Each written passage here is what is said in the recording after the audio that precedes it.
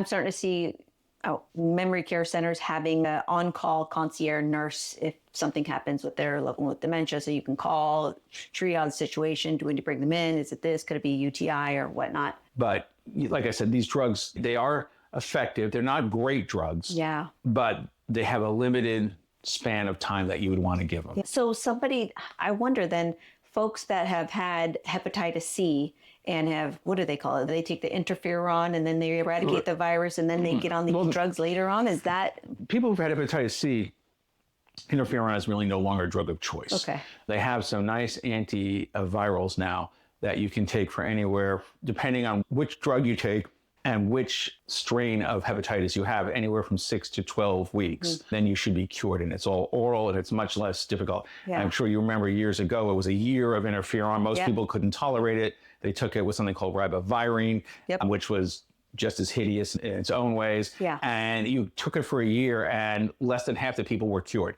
So not only, even if you were compliant, which a lot of people had a hard time being compliant, there was half of them, even after being compliant and doing all the quote things, still weren't cured. So I'm thinking specifically, I have a best friend who her mom went through that early interferon way back when. It's got 92, 93. And now we're at 2025 and mom has been diagnosed with dementia and she's on these Aricept.